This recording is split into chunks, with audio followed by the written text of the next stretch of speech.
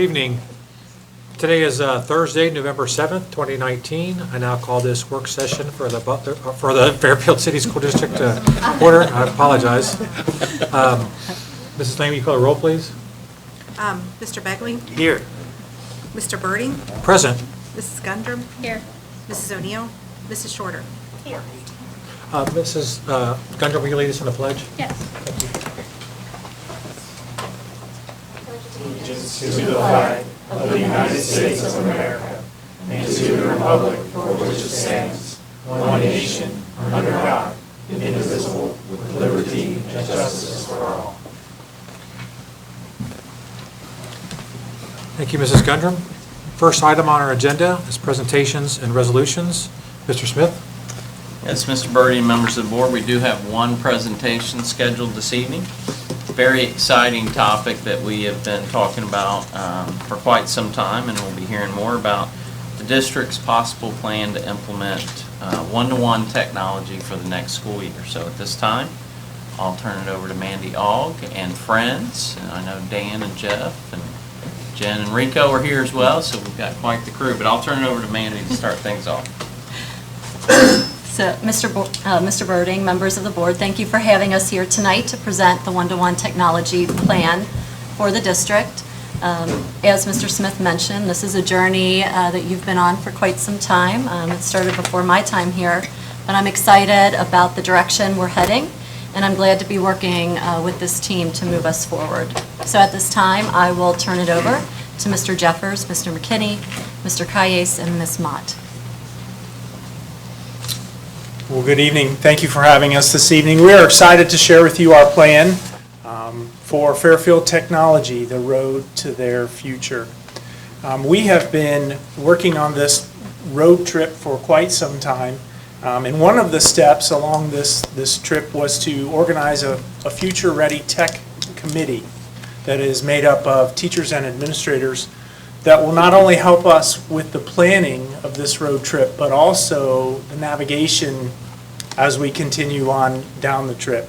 So before we get started into our presentation, I've asked Mr. Kaya, as a teacher at the high school, world language teacher, to share with you just for a minute or two his thoughts behind this and from a teacher perspective, and I think he's also going to talk a little bit about the student perspective. Thank you guys for having me. My name is Ricardo Calles. I'm a Spanish teacher over at the high school. Also a proud Fairfield alumni, so it's an honor to be back in the community that made me.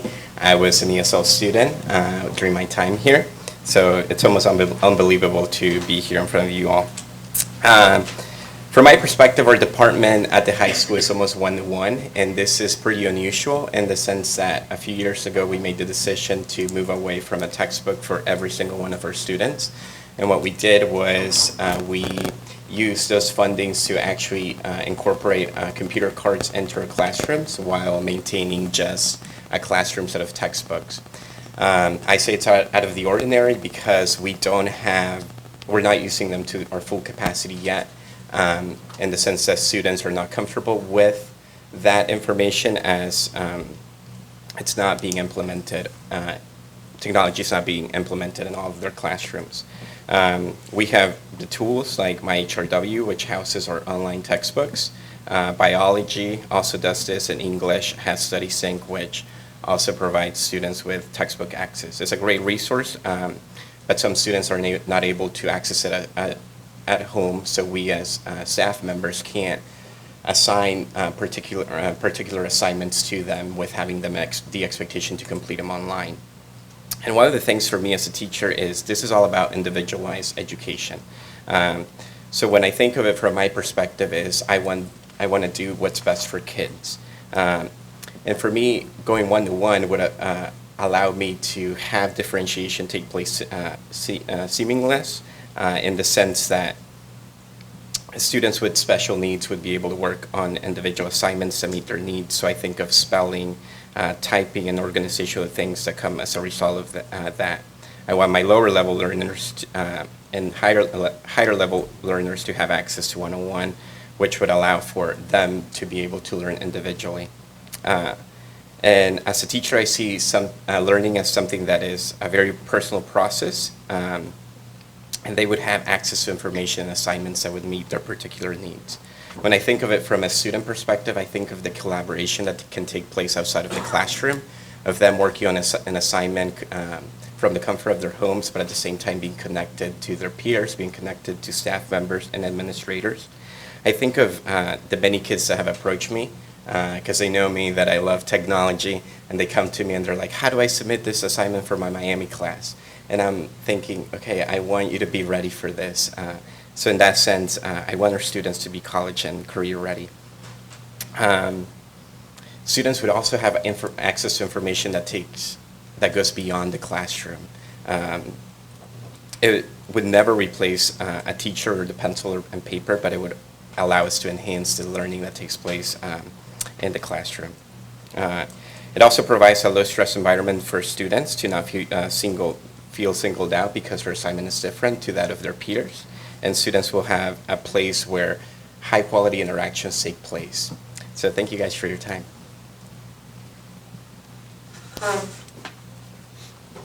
Thank you for sharing both the teacher and student perspective. So as we thought about our plans for this road trip, we came to the determination that there are basically 4 factors that we need to take into consideration to embark on this road trip: hardware, instructional technology, professional learning for our staff, and support for both staff and students.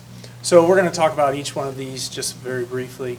So in terms of hardware, technology, of course, is a tool, and it's just that. It is not going to replace a teacher, as Mr. Kaya said. But it does address the 21st century learning skills of collaboration and critical thinking and creativity and communication. And so our goal would be to have a 1-to-1 student-to-device ratio in grades K through 12. That would be our ultimate goal. We'll know we've reached our destination of our road trip when we achieve that goal.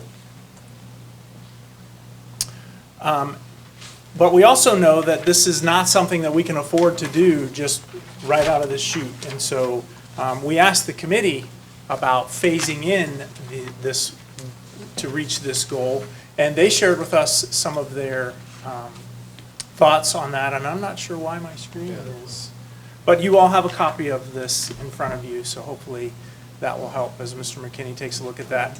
The committee felt like it was important to start with 9th through 12th grade and then move down to our middle school, 6th through 8th grade, and then into our elementaries, starting with 3 through 5 and then getting to K1, 2. So our plan does include just that. Phase 1 would begin next year, and we'll get into details about money and how all that will take place here toward the end. But phase 1 would begin next year with grades 9 through 12. 1-to-1, each student would have access to a device all the time. Phase 2 would be grades 6 through 8. Students would have access to a device. At that level, the plan is to give parents and students the option to take the machine home or leave it at school. Kind of a decision, a family decision as to whether or not they want to take on that responsibility to have the device full-time or put it in a cart as they leave that day and not be responsible for it outside of school. 9 through 12, the idea would be to give it to the student, and it's the student's responsibility. 3 through 5, a cart stored in the room throughout the school day for the students, and then K2, again, carts for the teachers. So that is the phase plan for the hardware. We can talk about the actual device a little bit later as we get to the handout. The second road sign on our trip will be instructional technology, and we currently are using a significant amount of instructional technology, as Mr. Kayes spoke to. We have electronic textbooks in a lot of our courses and areas, and we use open source resources. The great thing about electronic textbooks is that the publishers do a good job of keeping them up to date. And so I don't know if you remember back in the day when you had a textbook that was 8 or 10 years old. It was 8 or 10 years old and the information wasn't necessarily up to date. Well, the electronic textbooks can be edited and corrected as time goes. Productivity tools for students are important. Those are the basic productivity tools are Word documents and spreadsheets and presentations. Those things allow students to reach the higher levels of Bloom's taxonomy and synthesize the information and not just regurgitate facts. And then the learning management system is an opportunity for teachers and students to have their assignments and things organized in such a fashion that they can keep track of everything. So our goal then with instructional technology will be to prepare Fairfield students for productive citizenship beyond Fairfield City Schools. So if we look at our next slide, these are some of the things that we are already using in classrooms and in schools every day, and there are a lot.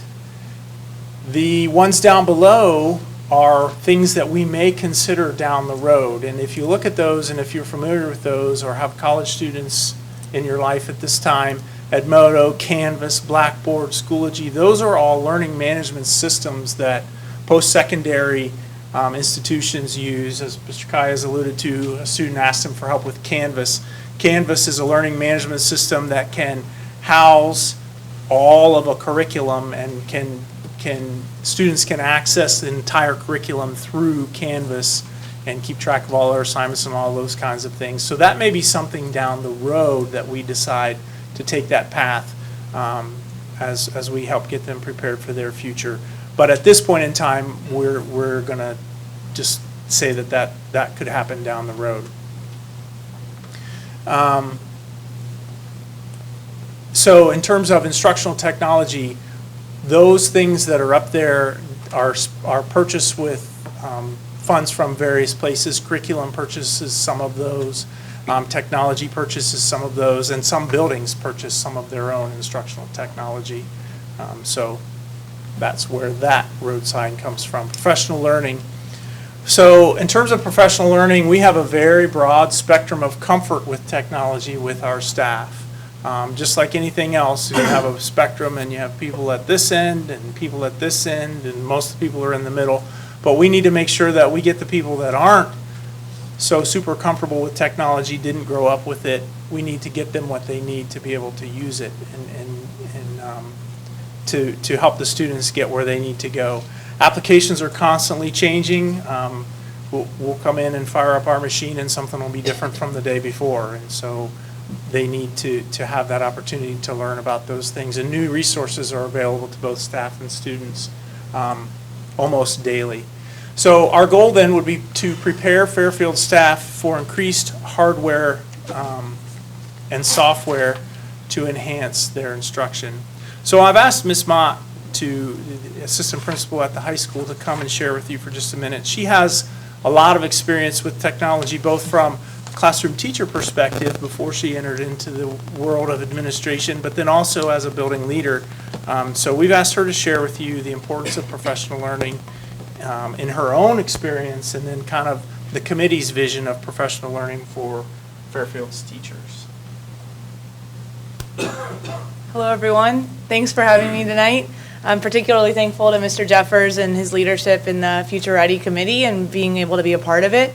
It's been really fun for me because, as he said, I do have a lot of experience previously to coming to Fairfield. This was actually my 5th district. This is my 3rd year here, but it was my 5th district. And 3 of the 4 previous districts, I was 100% paperless as a teacher. And so I had every experience under the sun of going from teaching and passing out worksheets to leading entire years of classroom experience without printing a single paper. And we were doing all of our assignments online. We were doing assignments in classroom online. And what I said to my parents that I worked with and our students is I would say that I'm teaching this class as if it's an online course, and you just have the privilege of getting to see me every single day as well. And so it was just this added bonus of being able to see the teacher every day, but it was as if you didn't have to be there because it extended the classroom beyond those 45 minutes that I actually saw the people every day. And so coming here to Fairfield, it's been really fun this year, particularly being able to feel like we're part of moving forward and joining what we've seen some of the other districts nearby do. And I want to speak specifically, when we think of the realm of professional learning, I want to speak about this is what's called the SAMR model. And so it's just kind of a good visual to see how teaching can completely be transformed when you incorporate technology in a one-to-one platform. And so the way it works is it's broken down into two segments. You'll see on the bottom enhancement and on the top transformation. And then within enhancement, you have substitution and augmentation. And at the top within transformation, you have modification and redefinition. So I'll break that down for you and what that looks like. A lot of teachers are hesitant when they are given a laptop and they're expected to teach with a laptop, right? They didn't necessarily have that experience as a student, and they certainly don't have the training to be able to incorporate it effectively. And so naturally what happens is they end up becoming a substitute. It becomes a substitute for paper, which doesn't really change the game at all. And so instead of a student doing a worksheet, they hand them a laptop and they're opening up a word processing document, and it's ultimately just substituting what was happening before, which doesn't change the learning. And so what we're trying to do when we are introducing technology in a one-to-one fashion, right now, the way technology is in Fairfield is it really is in the substitution and augmentation phase, naturally, because a lot of resources have not been poured into teaching differently as a result of the technology, which is fine. But when we look into spending more and more resources and money into having every single student with a machine, then we ask ourselves the question, okay, well, what are we doing with this machine in the classroom? How is that actually changing teaching and changing learning? And I would argue that if you look at modification and redefinition, that's where it's really going to change the game for our entire Fairfield community. Because if you go from substitution, so let's say, for example, in the last few weeks, a lot of elementary schools were doing a project with maps. And so they're looking at maps, and they're looking at maps specifically of Kings Island. And they're looking at these like actual maps that you would pull off the, little information center of Kings Island. Okay, well, that's great, and that's learning, and it's hands-on, it's tangible, but let's take that one step further. Now we're looking at Google Maps, and now we're able to zoom in and see pictures, and now we're able to look at coordinates and quickly be able to see what's next to something, what's north of it, because we're able to actually manipulate the map and zoom in, zoom out, go quicker, see how many miles away things are from each other. That's redefining, and that's modifying the learning. So that's more taking it into the transformation stage. A lot of what I was doing was I was going into virtual reality, and so I was able to take my students on trips and taking them to other countries or other experiences outside of the classroom while we were in the comfort of our own classroom. And that was using smartphones that connected to their computers, and that was able to see these students feel like they were there, and they're literally walking steps down a different place. And so if you think about it, that can transfer to arts history, that can transfer to social studies classes, actually being where they're learning about. And that's transforming, that's redefining their learning.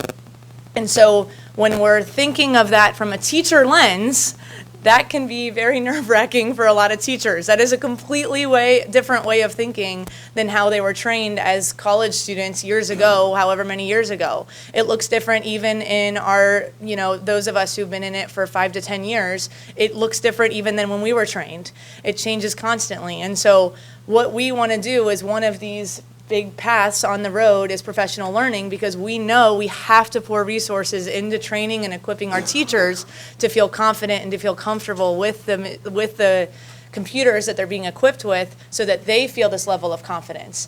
One example I can give in our high school is there are a few teachers who started using a certain system that they were using for lesson planning, for example, that was online. They were doing online lesson planning. Well, now, within just about 2 years, we have over 15 teachers online lesson planning with this tool and being able to connect it to standards and attach it to things, simply because a few of their peers started doing it and started showing them how accessible and how easy it is.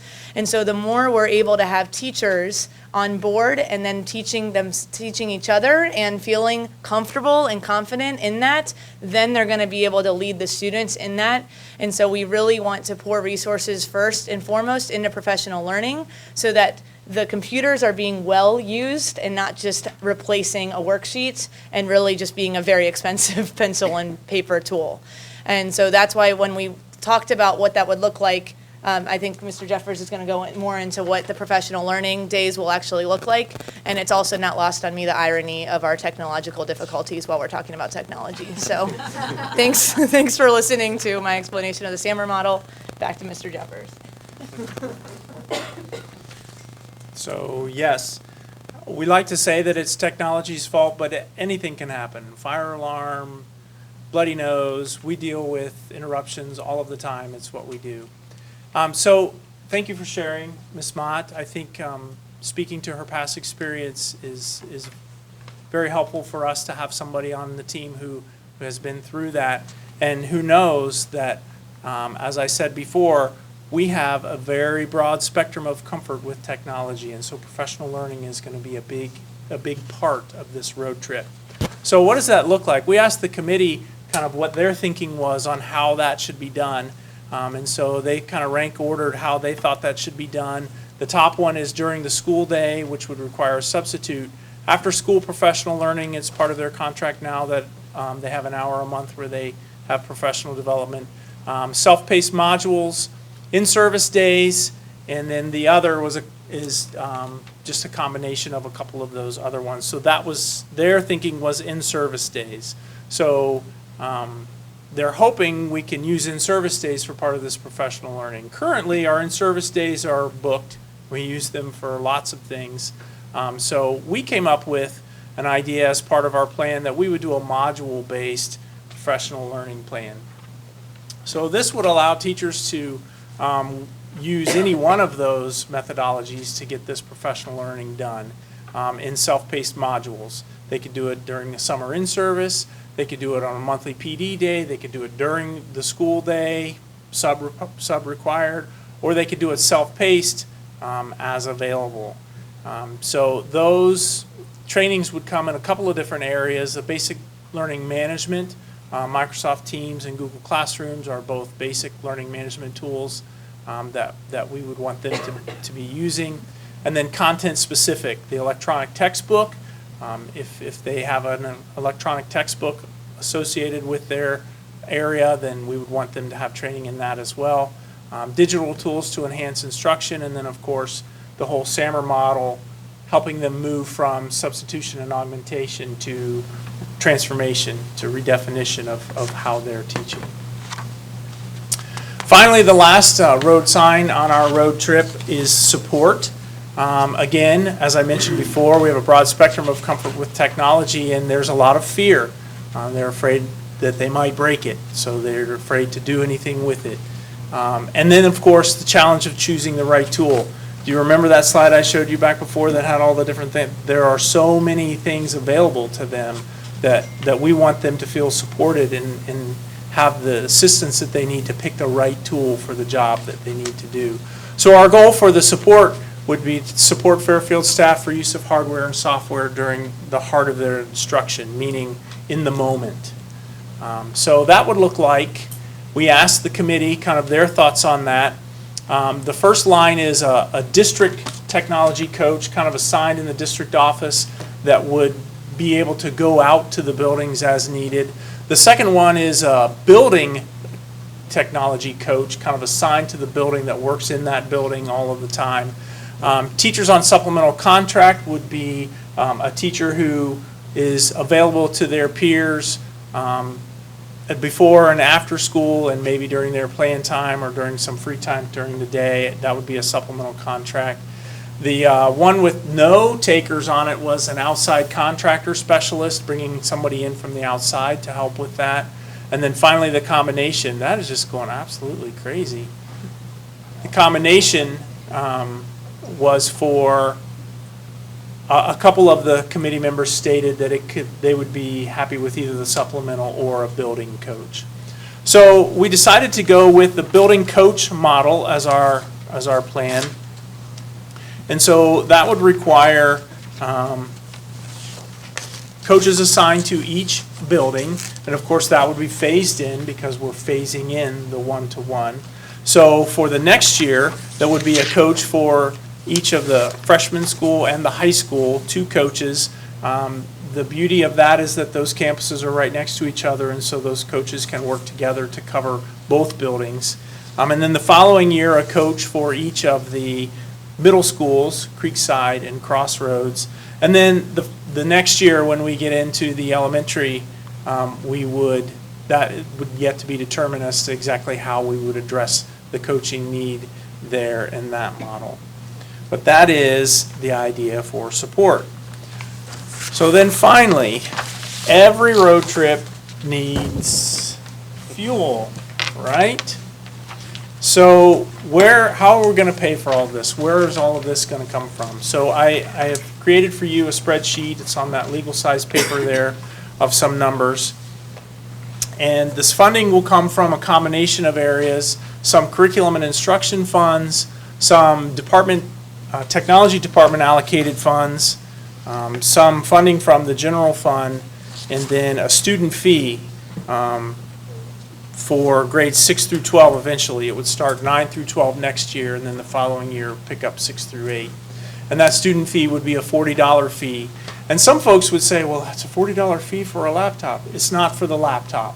It's for the whole package. It's for the hardware, for the instructional technology, for the professional learning, and for the support. It's kind of a student fee for the whole road trip, not just a device. And so as you look at those numbers across there, it's a little bit confusing. The first column, the purchase year, which is the year that the devices would be purchased, we do all of our device purchases, we start in the spring for the following year. So we start buying devices for next school year in March. And so that's why the years don't match here. We have the purchase year, and then the next column is the year that the devices would be put into use. So as you look across there, we have the cost of the devices, the professional development, the software funds needed, and the staffing, all adding up to a total price, and then the allocations from the different areas where that will be combined, including the student fee. And then the last column is the general fund need for this plan.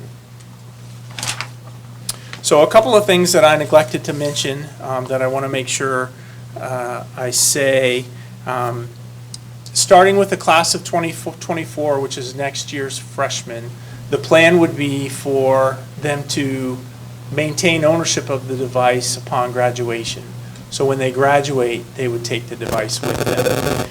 The third graders would get a device, sixth graders would get a device, ninth graders would get a device. And they would keep the same device through their building. So third grade, fourth grade, fifth grade, the student would have the same device each year and then turn it back in at the end of fifth grade. And then when they went to sixth grade, they would get a new device that they would keep through sixth, seventh, and eighth grade and turn it in at the end of their eighth grade year. And then at ninth grade, they would get a new device, and they would keep that device upon graduation. So eventually, when we get caught up, we would be buying devices for third, sixth, and ninth grade every year. It would be a set number. Those are the devices that we would have to purchase each year to continue the one-to-one ratio. So I think, Mr. McKinney, did you have anything that you wanted to share? Just that K2 would be augmented with the devices that are turned in from third grade and fifth grade. Yes, we would be creating carts for K2 classrooms with the devices that are turned back in at the end of fifth grade and eighth grade.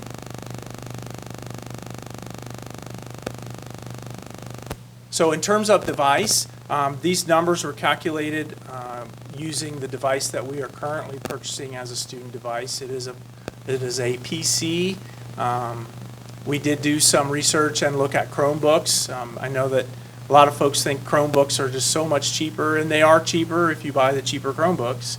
But when we compared apples to apples and looked at the type of device that we would need to purchase in terms of its ruggedness and the complete care package that comes along with it, the cost differential was zero. They were the same price for a PC versus a Chromebook.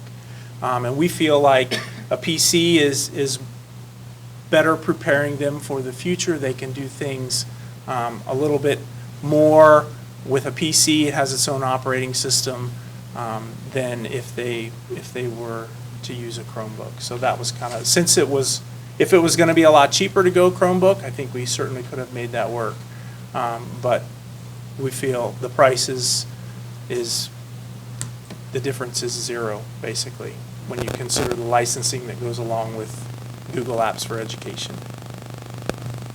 So that is our road trip and our plan, our triptych for our road trip to their future. We are excited, and we are looking forward to hitting the road. Thank you very much. Any questions from the board? Do have some.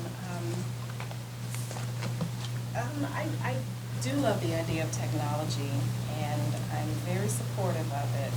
I did hear that we are going to completely, basically be dependent upon computers replacing textbooks. I know we're not quite there yet. When is that gonna happen? Is that next year? I mean, already a lot of textbooks are online. I know a lot of classrooms will have like a class set, for example, but then the bulk of what they do is online. I don't know if there's an actual date in mind for. So historically speaking, as we go through our curriculum cycle, and we have a cycle, it's a 6-year cycle of looking at each subject area, and teachers come together with the help of the curriculum department, and they look at resources available to meet the standards for their particular subject area. Historically speaking, over the past few years, those groups of teachers have decided that they'd rather spend their money on technology than on straight textbooks. And so what has been happening is we've been purchasing laptop carts as a part of that, along with a class book, a classroom set of the textbook. So the textbook has been available to the students and the teachers, along with laptop carts. So there hasn't been a carte blanche, we're getting rid of textbooks, we're going straight technology. That has not been, historically speaking, the decisions that have been made. But we are headed that direction in terms of those electronic textbooks being more up-to-date and more accurate and available to the students. And the students can get them on their phones. They don't have to have a device from the school to get to those textbooks. In fact, we get emails from them. They can't log in or so or whatever, but they have access. They find devices to get to those textbooks. But in terms of we're not buying textbooks to straight electronic textbooks. That's not a decision that has been made at this point. And that's the concern. I know there's some studies that show that retention is a little bit better with the textbook. So that would be my only concern, is just making sure that kids that need those textbooks will still have access to those Right. materials. Some kids with eye strain, they would prefer to have those. So as long as that is still available, I think my concerns with it are minimized. And one of the beautiful things of the electronic textbook is that most of them have a reader.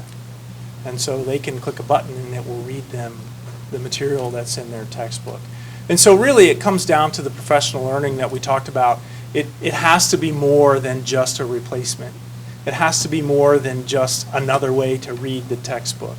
It has to go beyond that, and they have to transform their learning and not just substitute a paper copy with a Kindle. You know what I mean? They can't. It has to be more than just the textbook. So, great question. I'm a huge fan of this, and I feel even more comfortable after hearing your presentation tonight, because I think you've addressed a couple of questions that I had. One would be, in any workplace, there's different comfort levels and skill sets with technology, and you've got to address that amongst the staff, because there has to be buy-in there first before they're going to be effective for their students. So that's great that we're going down that path. And then I think having had someone who has tons of experience in prior school districts, I'm looking at, I guess, both of you, right? I think that's huge, because you're going to allow us to sidestep a lot of mistakes that you've probably seen other districts make. I think that would be big, too. It's great. Anything else? I had a few questions. As far as the cost for the laptops, do you have any idea, like, is it baked in here that for loss or theft or destruction? Because I know especially, if you've got kids playing sports, they'll throw their laptop in their bag, the bag gets tossed around, the bus or whatever, and before you know it, there's a clear screen or it just doesn't work. So there's a couple questions there. The lost question is a policy that we're gonna have to iron out and put in place before next August when we pass these out. There's a couple of different schools of thought there in terms of losing the device. But in terms of breaking the device, you want to speak to the Sure. complete care? So when we buy a laptop, we buy what's called 3-year complete care on the laptop. That covers screens. You can run the thing over with a bus, and they will replace the device 1 time per year. So 1 year, if you crack the screen, that screen will be able to be replaced 1 time. That works for the battery, that works for any of the parts inside of the laptop. Our team is very good at replacing parts and scavenging parts out of whatever to make things work as well. So a lot of times, the devices that are end of life, we can scavenge parts out of that to make something work. And as Dan said, the loss, yeah, we would have to come up with a policy for that. But the actual devices, they got 3 years complete care on them, and then we should have some And spare parts. that second time break of the screen will also have to be something that's addressed in a policy that helps the student understand that, they have to be responsible for this. So those are policies that we'll have to work out before, the start of this next school year. We have a lot of that happens now. We do. Destruction, kids Take rip keys off. keyboards and things like that. And I think when you give them ownership of the device, a lot of that'll go away because they got to use that device the next day. It's and assigned the to next day, them. and the next day, and the next day. So they're going to rip keys off their own keyboard. So I think some of that'll go away with that. But not all of it. Great All of question. it. Yeah. So is that baked into the numbers that you gave us? that Yes. There's a certain number we're gonna have to replace probably? Yes. Okay. Okay, good, thank you. And then the other question I have, and I apologize, I am not an expert on these kind of things. I'm just thinking in terms of a parent. Every time I take my 3-year-old to the pediatrician, he says, how's she eating, how's she sleeping, and how much screen time does she have? And, I'm usually like, well, she eats okay, she sleeps well, and she gets like, an hour or 2 of screen time a day. Good, keep it there. So, and in light of that, actually, my husband and I were just talking the other day about a study from Children's Hospital put out. It was small, it was like less than 100 kids, where they said that the more screen time kids have between the ages of, infancy and 5, the less white matter activity they had, and that it related to cognition and literacy. And so I'm sure you all have thought about it, but if you could maybe enlighten us on whether we need to be concerned about the screen time for kindergartners or kindergartners through 2nd grade. Well, I can speak to that to some degree. We won't be sending devices home with those students, so they won't be taking our device home, and they won't be getting screen time as a result of Fairfield after school. And then in the kindergarten setting, as we're not, the plan is not to assign devices to every student at that level because it's just not, doesn't fit into what we do in kindergarten the entire time they're in class. And so I think, the screen time will be minimal starting with kindergarten and gradually increase. And even though we say 1-to-1, we're not talking about teachers and students being on the laptop the entire time they're in the classroom. It is a tool, not the end-all be-all for instruction. And so as time goes on and the research comes out and we become more and more aware of screen time and all of those kinds of things, those are certainly considerations that will be a part of the professional learning for teachers as we share with them the availability of this tool and how to use it in the right fashion. Can I add something too? Yeah. So a few weeks ago when we hosted the Screenagers event with the Mental Health Committee, I think that was really eye-opening for a lot of people, just seeing the realities and the numbers behind what the effects of screen time can do. And I think that when we talk professional learning, I focused on, the teachers and equipping them. But I think there's a lot of this that will definitely be I know at the high school I would want to host parent seminars, right? And inviting parents to come in and learn about what a 1-to-1 environment can look like for their student.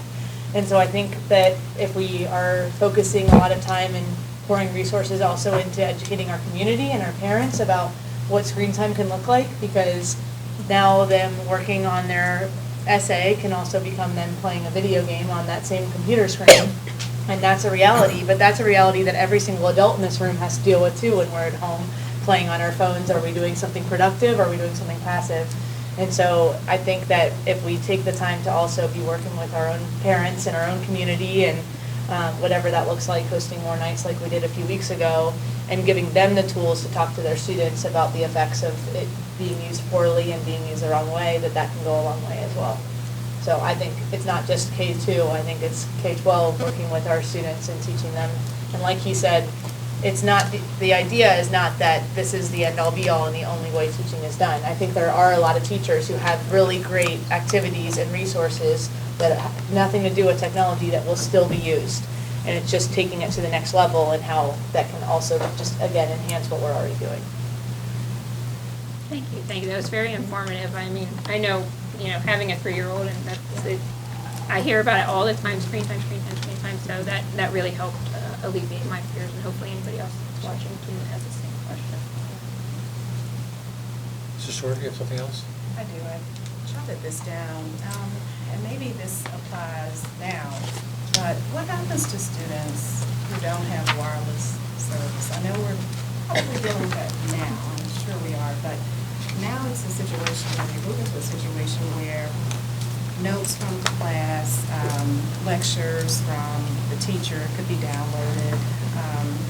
What types of systems are we going to put in place for that? I know kids are using Dropbox. If they've got a certain deadline in which to get an assignment there, they're using Dropbox, which is a tool that requires wireless access. Right. How are we alleviating that now and in the future, because it's going to become more intense?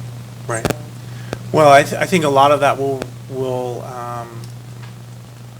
be dependent on educating our students as to how they can work around that challenge. There's Wi-Fi available at Starbucks and McDonald's, and if they have their own device, the library, they can find access to Wi-Fi. But then also, if they can download the things before they leave the building, have them on their machine, and then they're available to them outside of a network at all. Now, in terms of turning in an assignment, if an assignment is due at midnight and I don't have access to the internet, then I'm going to have a conversation with my teacher about, can I turn this in at 7:55 when I come to school tomorrow morning and hit the network? When my device hits the network and I turn it in, will that suffice? And so I think that will be a conversation, a learning point for both the teacher and the student to kind of work through that together. That's a great question. There are also, to add to that, there are also a lot of programs that can be used without Wi-Fi, that people just don't even realize can be used without. So as an example, if you look at certain cloud options, you can actually work on things, and then once you go back online, it will all sync up, for example. And so that's just one idea of, like, you don't necessarily need Wi-Fi to do everything. And then, like he said, I think it's teaching this whole professional responsibility to an entirely new generation of planning ahead. For me, when I was in my paperless schools, I knew the students that I needed to provide paper to go home. If they wanted to work on something, they knew they could ask me, and would I go print it out? When I say paperless, absolutely did I go print out things, yes, but I was never printing out the class set, and that was never the go-to. But for students, parents who requested it, some parents who didn't want their students on a screen because it was an addiction, they felt concerned or something like that, I would be absolutely printing it out for them. And so there are absolutely workarounds always, and it's just a matter of planning ahead, communicating. I just think it creates this whole professional responsibility level that they don't necessarily have now. And it gives them the idea of using an email address. We already have student email addresses, but a lot of them don't use them as frequently as we would like. And so the fact that they each have this machine in their hand, being able to communicate, and then, like he said, it's absolutely fine to just turn in the assignment when you get to school. And if you miss the midnight deadline, at least you got it in before the class started or something like that. You knew the students who were playing that game or not, And I'll just add, coming from a district that had about 40% poverty as well, and that was a big discussion for us as we worked through our one-to-one implementation. And I think I was surprised on the back end of how little that really affected the implementation. So, I was in the classroom during our first iteration, and, like Jen said, you just worked with those students one-on-one if that was an issue, but it was so rarely an issue. So I think they just become, used to doing things offline and then syncing when it hits the network, or finding creative ways, going to the library or the coffee shop to connect, so. I forgot about the hotspot. A lot of people have a Wi-Fi hotspot right in their pocket, so that's sometimes what they would use for 5 minutes to be able to submit something. Verizon, there's also opportunities from Verizon and Charter and Spectrum for low-income wireless for people. Which we would be glad to look up and provide Yep. upon request. I mean, I assume that, this is an issue that we have to some extent now, so however it's, being handled, I guess that can just be ramped up. I just want to make sure that, it's thought about. Sure.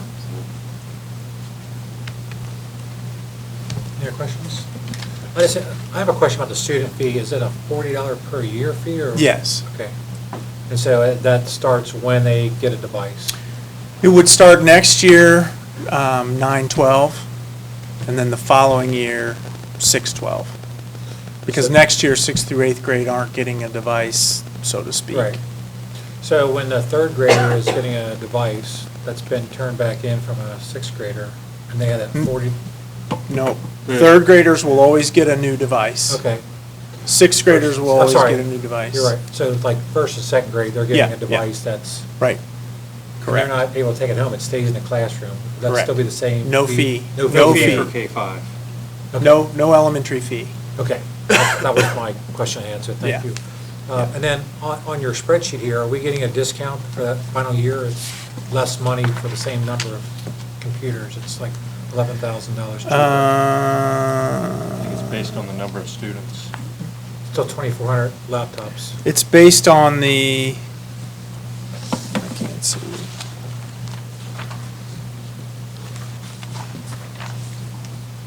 We won't need certain hardware, but we've already got it, and we could just. It's the professional development column has no number in that last. The cost of year. laptops and hardware dropped. That column. The hardware cost drops? It's the. It's the access points. Oh, yeah. So we were adding, for the elementaries, we were going to have to add wireless in those Okay. buildings. Infrastructure. Infrastructure. Fantastic. That's. It gives every classroom. So at that point in time, we're caught up with the you don't amount of need it. infrastructure Because you that may we need to need. replace them as they break and what have you, but Right. it's minimal. Right, but this is, yes, those are adding new access points. Now, are you just researching with other districts about what they're doing for their Yep, one-to-one? I have a whole spreadsheet of all of that stuff.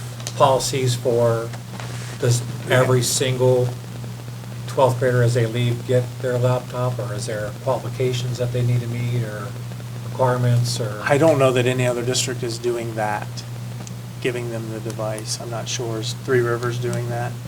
A Chromebook, yeah. So I'm aware- I don't, that question I don't know the I'm aware that answer there to. used to be some requirements for like attendance and what have you. Right.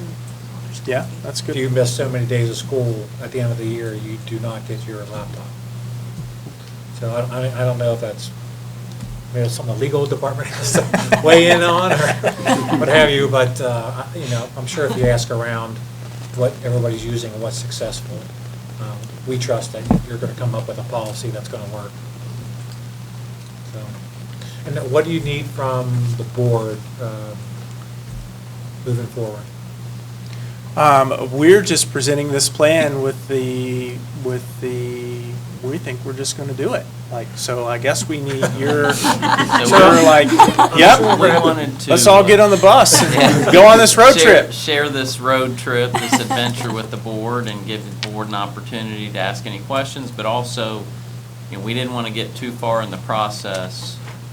We came to the board fairly early. Okay. Because we wanted to hear your input and feedback, and definitely if if the board had reservation, we wanted to hear that early before we proceeded to, down that path. Or put it in the forecast for the next board meeting. for We you to will put it in approve. the forecast. Well, if the board, if we have a head nod, I will put it in the forecast. So what do you see this as being, how big of an impact? I mean, that's a big dollar amount. It is a big dollar amount, but when we do a textbook adoption, for instance, so every year, and I'll explain, I did want to explain a little bit about, this is curriculum and instruction money, and this is technology money. It's all one big pot of money. Right. And it's general fund money. Right. They are assigned a budget number for their department. So, for instance, curriculum has $750,000 for textbook adoption coming up. We're not buying textbooks, but we're buying their portion that they're contributing as part of that textbook money. It's still general fund money, but it's her budget, her curriculum's budget Right. that they're using. Same thing with technology. They're given a dollar amount, it's all general fund money, but they're taking it out of their budgets. So what I'm looking for to put in is that number all the way to the right, the 535, 500, let's say, for this year, for us to make those purchases starting in the spring. So, yes, it will have an impact on the forecast, but if we're going to ever move forward with this and trying to get our students ready, we're going to have to do it at some point, so why not now when we have the money So, in reserve to do it? so Mrs. Lane, the number on the right column is the additional impact it would have on that year compared to what you did not plan for. Correct. Okay. Mrs. Lane, correct me if I'm wrong, the PI funds used to cover not only, building improvements, but didn't we also get our technology and? Somewhat. So permanent improvement funds is what Permanent Mrs. Short is referring to, yes, which is a separate fund that has to be used on things that are last 5 years or longer. So we could purchase technology, we could purchase textbooks out of those, and buses that we used to. That fund no longer exists, as you might recall. So yes, if the board were to pass, I'm not saying we're going to go on the ballot, but a PI levy, we could use some of those funds to fund these laptops. Any other questions? I mean, we just give a head nod that they should at least start moving forward with this. Right, and one thing that I did have a question about that I'd like to also have the team consider, do we really have enough resources slated for the high school? Under four-phase plan for grades 9 through 12. So you're basically between the freshman school and the high school, you're sharing the two Coaches. Mm-hmm. I guess I just want to make sure that that's really enough, because we have 2,500, we have a ton of students. We do. The need would be And really. there's a lot of staff there as a lot well. of staff at the high school. So in moving forward, I would just want to make sure that we, that we were covering things adequately. I know it's a big number, but do we feel like we might need another coach? Well, first let me start off by saying we are blessed with some teachers who are just go-getters and love this stuff. And they are willing to do whatever they can outside of their normal responsibilities to help their peers get where they need to be. So in terms of having some support there is some support there. Of course, we wouldn't turn down more support, but we were trying to present a fair number that we would try. And, we might find that there is so much demand for those two people that we need to ask for more. We just don't really know. But I will say that the staff that is there, the go-getters that are all about technology are super supportive of their peers and work really hard to help They come running to Mr. Kaya, can you help me with this? And he's very willing, so. One other piece of information that I think is important, we were having some conversation about possibility of moving to one-to-one this week, and our HR director, Katie Myers, actually shared that that topic comes up a lot when teachers are interviewing. We've talked before about how competitive it is to attract the best teachers and the best staff members, and that is a very common question that they will ask is, what kind of technology will I have access to in the classroom? And Katie was just sharing how she thinks that this will help us to win some of those competitions. So it will help us not only with recruitment, but with retaining some of our teachers. So I thought that was something we have been and our conversations have been so. Rico's nodding yes. We've been so focused on impacting the students that we serve, that wasn't really something that we had considered, but I thought it was worth mentioning this evening. So Makes sense. Yeah. Well, thank you very much for your time. Please don't hesitate to reach out to us if you think of something else that you have a question about, or an idea or a thought. We're open to all of that, and thank you again for the opportunity to share our road trip plan with you. Great, thank you very much.